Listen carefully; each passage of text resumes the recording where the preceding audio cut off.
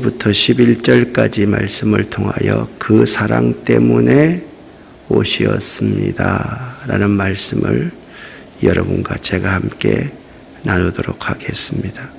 하나님께서 이 새벽 우리에게 주시는 말씀은 요한복음 18장 4절부터 11절을 쉬운 성경으로 함께 읽어보겠습니다. 예수님께서는 자신에게 닥칠 일을 다 하시고 그들 앞으로 나서며 물으셨습니다. 너희가 누구를 찾느냐? 그들은 나사렛 사람 예수다 라고 대답했습니다. 예수님께서 그 사람들에게 내가 그 사람이다 라고 말씀하셨습니다. 예수님을 배반한 유다도 그들과 함께 거기에 서 있었습니다. 예수님께서 내가 그 사람이다 라고 말씀하셨을 때 사람들은 뒤로 물러나 땅에 엎드렸습니다. 그러자 예수님께서 다시 물으셨습니다. 너희가 누구를 찾느냐? 그들이 나사렛 사람 예수다 라고 대답했습니다. 예수님께서 말씀하셨습니다. 내가 그 사람이다 라고 너희에게 말하였으니 너희가 찾는 사람이 바로 나라면 이 사람들은 가게 하여라. 이렇게 말씀하신 것은 예수님께서 이전에 아버지께서 제게 주신 자 중에 한 사람도 잃지 않겠습니다 라고 말씀하신 것을 이루게 하시려는 것입니다. 그때 시몬 베드로는 칼을 차고 있었습니다. 베드로가 칼을 빼어 대제사장의 종을 쳐서 오른쪽 귀를 베어버렸습니다. 그 종의 이름은 말고였습니다. 예수님께서 베드로에게 말씀하셨습니다. 칼을 집에 꽂아라. 아버지께서 내게 주신 잔을 마시지 말란 말이냐. 아멘. 사랑하는 성도 여러분, 우리가 왜 일주일 동안 기도해야만 합니까?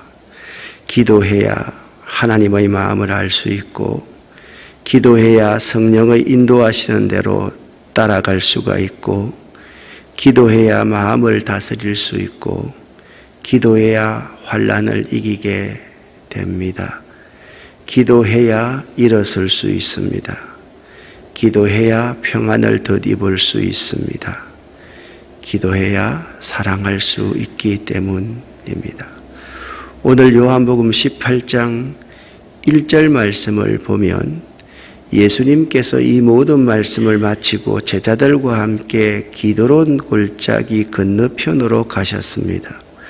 그곳에는 올리브 나무 정원이 있었습니다. 예수님과 제자들은 이 정원으로 가셨습니다 라고 말씀하고 있습니다. 여기 정원이라는 단어에 여러분 관심할 수 있어야만 됩니다. 1절에 예수께서 기드론 시내를 지나 동산으로 정원으로 가셨다라고 말씀합니다. 공간복음, 마태복음, 마가복음, 누가복음에서는 겟세마네를 동산이라는 표현을 쓰지 않았습니다. 그냥 겟세마네다 라고 말을 했는데, 사도 요한은 요한복음을 기록하면서 정원, 동산으로 가셨다라고 표현을 사용하고 있습니다. 이 표현은요, 요한복음에서 요한이 의도적으로 동산, 정원이라는 표현을 씀으로써 우리에게 또 다른 동산을 연상하게 됩니다. 그 동산이 무엇이겠습니까? 에덴 동산입니다. 사도 요한은요, 요한복음을 기록하면서 동산, 에덴 정원에 왜 가셨다고 하셨을까? 왼쪽에 있는 것은요, 에덴 동산이고 오른쪽에는 예수님이 기도하시던 겟세마네입니다. 이 겟세마네와 에덴 동산에 대해서 이런 표현이 있습니다. 유명한 설교자인 아더 핑크는 이렇게 두 동산의 관계를 묘사합니다. 그리스도께서 동산에 들어가신 것은 대번에 우리로 하여금 에덴을 생각나게 한다. 그 둘 사이의 대조가 정말 두드러져 보인다.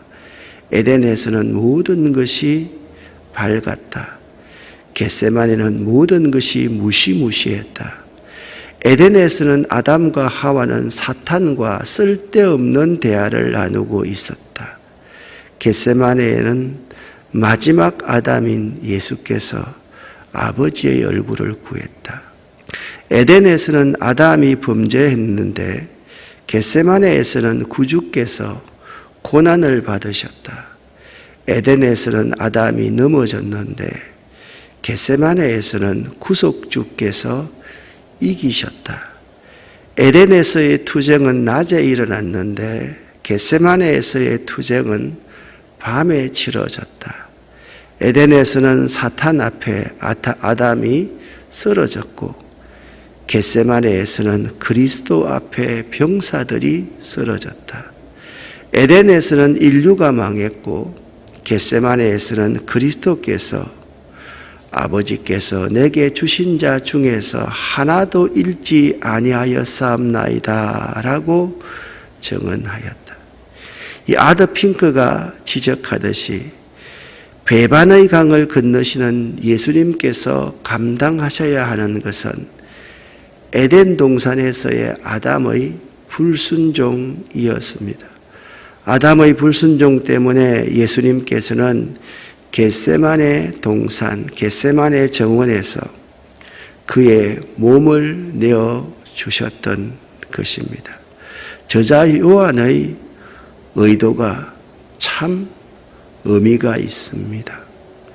여러분, 그냥 우리가 성경을 읽으면 그 말이 그 말 같고 똑같은 것 같은데 요한복음을 읽을 때 여기 나오는 동산, 정원이라는 이 표현을 보면서 혹시나 나는 사탄과 이 정원에서 쓸데없는 대화를 나누고 있지 않는지, 우리는 이 동산 정원에서 범죄의 자리에 서 있지 않는지, 사탄 앞에서 쓰러지는 자리가 그 아름다운 정원이 아닌지, 우리는 아버지께서 내게 주신 자들을 우리의 쓸데없는 말과 아무렇지도 않게 행동하는 행동 때문에 잃어버리지 않는지를 생각해 볼 수 있어야만 합니다. 바로 이 교회라는 에덴에서 말입니다. 우리는 이 교회에서 사탄과 쓸데없는 대화를 할 때가 참 많습니다.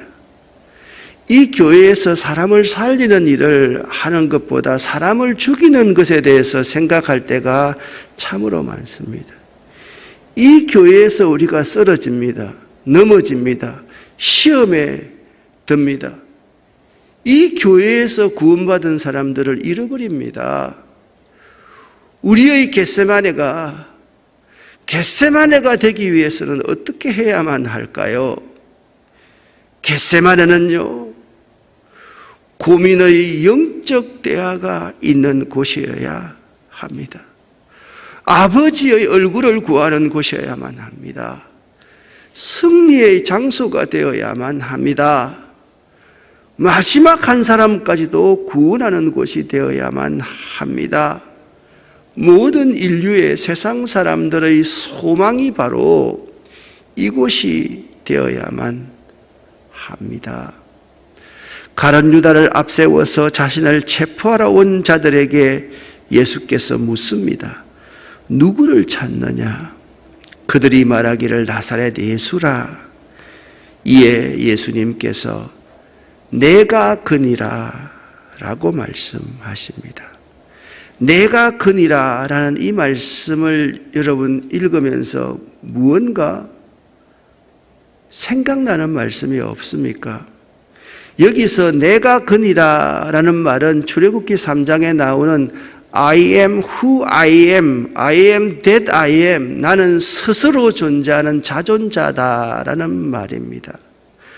모세에게 하나님의 이름을 보여주듯이 지금 예수님께서 자신을 붙잡으러 온 가룟 유다와 무리들을 향하여서 자신의 이름을 나는 스스로 존재하는 자이다, 이 선언은 하나님만이 쓰실 수 있는 자기 존재의 표현입니다. 이 자존자라는 이 표현은 영원부터 영원까지 스스로 계시는 분으로 하나님은 변함이 없으시며 말씀하신 바를 온전히 이루시는 분이다. 이 표현이 언약의 관계에서 사용되면 하나님이 언약하신 바를 영원히 성취해 나가시는 분임을 강조하고 있는 것입니다. 그러니까 예수님께서 내가 그니라, 이 말은 나는 하나님의 언약을 영원히 성취해 나가는 예수이다, 그 말을 하고 있는 것입니다. 저자 요한이 증거하는 것은 예수께서 참 하나님이심을 보여주는 것입니다. 그래서 이 말을 들은 자들이 땅에 이렇게 엎드려질 수밖에 없었습니다. 같이 읽겠습니다. 예수님께서 내가 그 사람이다 라고 말씀하셨을 때 사람들은 뒤로 물러나 땅에 엎드렸습니다. 아멘. 무슨 말씀인지 아시겠습니까? 하나님이 내가 스스로 있는 자이다 라고 말했을 때 모든 사람들이 그 앞에 엎드릴 수밖에 없었듯이 아무것도 모르는 무리들이 그 앞에서 엎드렸다라고 말씀하고 있습니다. 자신의 권능으로, 하나님의 권능으로 그들을 물리칠 수 있음에도 불구하고 예수님은 자신의 몸을 무리에게 내어주십니다. 이것이 십자가 희생의 참 의미입니다. 죽기까지 하나님의 뜻에 순종하시어 그에게 주어진 자들을 하나도 잃지 아니하시는 예수님의 그 사랑을 우리는 기억해야만 합니다. 내가 너희들이 체포하려고 하는 예수다. 그러니까 나만 붙잡고 여기 있는 자들은 다 살려주어라. 여러분, 이거 영화에서 보는 장면입니까? 아니지 않습니까? 예수님께서 그 사랑을 보여주신 것입니다. 우리를 살리기 위해서, 우리의 생명을 살리기 위해서 그를 속전으로 내어주시는 예수 그리스도의 아름다운 한마디의 말씀을 듣고 있는 것입니다.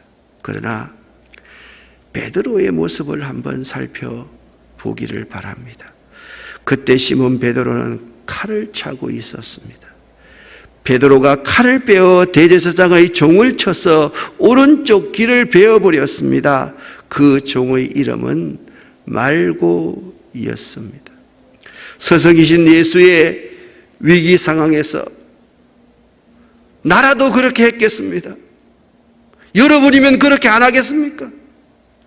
내가 누구에게 두들겨 맞고 있다면 여러분이라도 그렇게 하지 않겠습니까? 대제사장의 종 말고의 길을 베어버리는 베드로의 모습을 인간의 잣대로 보면 얼마나 의리 있고 충성된 모습입니까? 그런데 예수님의 반응은 다릅니다. 베드로야, 네 칼을 칼집에 꽂아라. 내가 아버지께서 주시는 잔을 마시지 않겠느냐?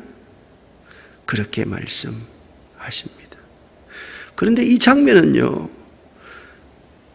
또 한 장면이 오버랩됩니다. 예수님께서 자신이 고난을 당하고 죽으실 것을 말씀하실 때 베드로가 절대로 그렇게 하실 수가 없습니다. 제가 죽을 때까지 예수님 지키겠습니다 라고 말했을 때 사단아, 네 뒤로 물러가라. 네가 사람의 일을 생각하는도다. 그렇게 말씀하셨습니다. 똑같이 지금 베드로가 그때와 똑같이 칼을 사용합니다. 네 칼을 칼집에 꽂아라. 여러분, 여기서 어떤 생각이 드십니까? 하나님의 권능으로 충분히 이길 수 있음에도 하나님의 뜻에 순종하셔서 묵묵히 자신을 내어주시는 예수님, 칼로 대제사장의 종 말고의 길을 베어버리는 베드로. 베드로는 인간적인 열심을 가졌습니다. 그러나 그 인간적인 열심이 하나님의 계획을 방해할 때가 종종 있음을 우리는 발견하게 됩니다. 누구에게서요? 여러분과 저에게서 말입니다. 어떤 사람은 인간적인 그러한 열심이 너무 특심하여서 주의 계획에 방해가 될 때가 있고, 어떤 사람은 너무 소극적이어서 주님의 일을 하려고 하면 이미 주님의 일이 지나가 버리는 사람도 있습니다. 여기 예수님은 하나님의 것을 지키기 위해서 계셨지만 베드로는 자신의 것을 지키기 위해 서 있는 것입니다. 십자가 앞에서 두 부류의 사람이 있습니다. 하나님의 것을 지키려고 애쓰는 사람이 있고, 자신의 것을 지키려고 애쓰는 사람이 있다라는 것입니다. 저는 이렇게 묵상을 해봤습니다. 베드로가 왜 그랬을까? 내가 왜 그랬을까? 우리들이 왜 그랬을까? 가만히 묵상해 보니까 세 가지 정도가 생각이 났습니다. 베드로는요, 겟세마네에서 기도 안 했습니다. 그런데 예수님은 겟세마네에서 땀방울이 핏방울이 되게끔 기도했습니다. 그 차이입니다. 평소 때 기도 안 합니다. 그러면 그 어느 누구라도 베드로처럼 인간적인 방법을 사용할 수밖에 없습니다. 그렇지 않습니까, 여러분? 베드로는요, 하나님의 얼굴, 하나님의 뜻을 구하지 않았습니다. 그런데 예수님은 하나님의 뜻을 구했습니다. 베드로는요, 이길 수 없는 싸움입니다. 아니, 자기가 대제사장의 종 말고 하나를 쳐서 그 많은 병사를 그 칼로 이길 수 있다는 말입니까? 이길 수 없는 사람이 칼을 사용하는 것과 이길 수 있음에도 져주시는 예수님, 아주 서로 대조가 되지 않습니까? 나의 열심이 하나님의 뜻이 되면 안 됩니다. 하나님의 계획 앞에 우리 열심을 내려놓고 하나님에게 순종해야만 합니다. 하나님의 것을 지키는 것은 나의 계획, 자기의 계획을 버리고 하나님의 계획을 좇는 것입니다. 하나님의 뜻대로 사는 삶은 자신의 힘을 의지하는 것이 아니라 하나님을 의지하며 살아가는 삶입니다. 예수님은 하나님의 뜻에 순종하십니다. 사랑은, 십자가의 사랑은, 하나님의 사랑은 순종입니다. 순종입니다. 이길 수 있음에도, 누릴 수 있음에도 내려놓을 줄 아는 순종입니다. 예수님께서 11절에 베드로에게 말씀하셨습니다. 칼을 칼집에 꽂아라.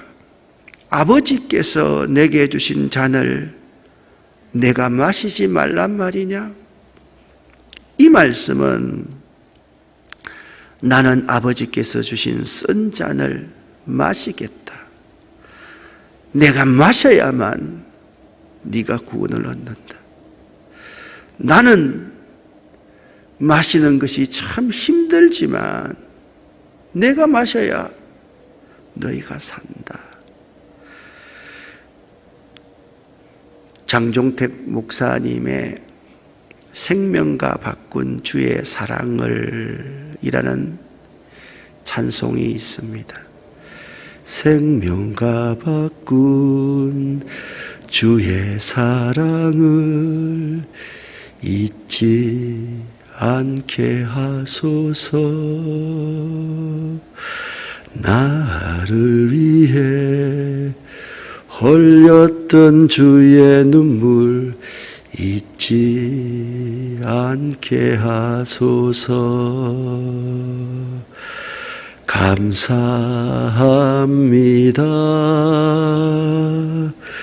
주님 고맙습니다.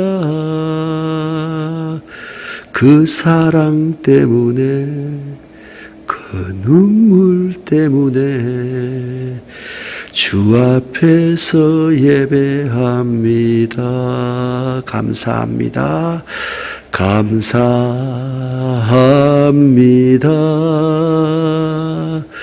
주님 고맙습니다. 그 사랑 때문에, 그 눈물 때문에 주 앞에서 예배합니다.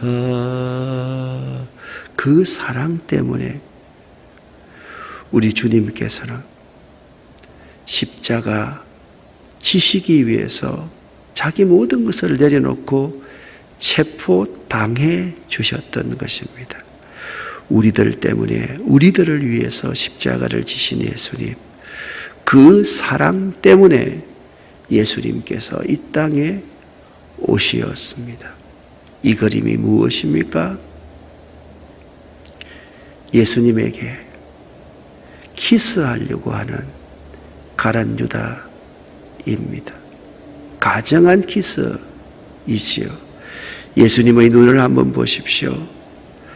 가룟 유다를 지그시 바라보시는 예수님, 그 예수님의 눈이 지금 여러분과 저를 바라보고 계시는 것 같습니다. 베드로가 사용하기를 원했던 그 칼이 무슨 힘이 있습니까? 베드로야, 그 칼을 내 칼집에 꽂아라. 사랑으로 이기는 것이지 무기로 이기는 거 아니야. 힘으로 이기는 거 아니야. 예수님께서는 이렇게 체포당하십니다. 여러분, 병사들 사이에 꿇어앉아 있는 베드로가 보이십니까? 예수님의 체포당하는 그 순간까지 하나라도 잃지 아니하시려는 예수님의 눈길이 베드로를, 우리들을, 여러분을, 저를 향하고 있는 것 같습니다. 그 사랑 때문에 예수님께서 이 땅에 오셨습니다. 기도하겠습니다.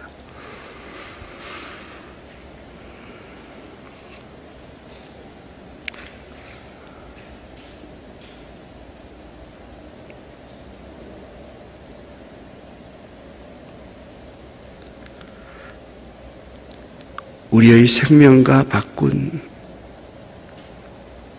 그 내려놓음, 그 사랑을 우리가 어찌 잊어서야 되겠습니까?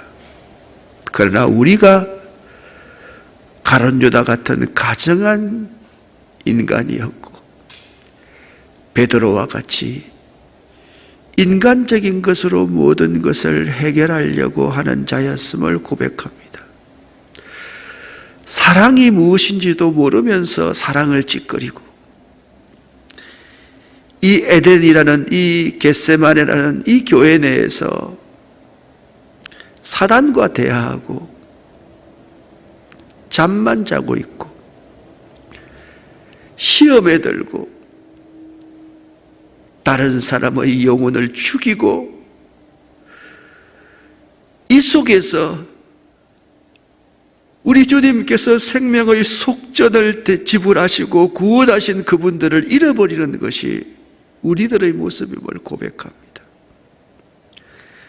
용서하여 주시옵소서. 가정한 저희를 바라보시는 그 주님의 눈길이 오늘 저희로 하여금 사랑이 무엇인지 깨달을 수 있도록 도와주시옵소서. 은혜와 긍휼을 내려 주시옵소서. 예수 그리스도 이름으로 축복하옵고 간절히 기도 올립니다. 아멘.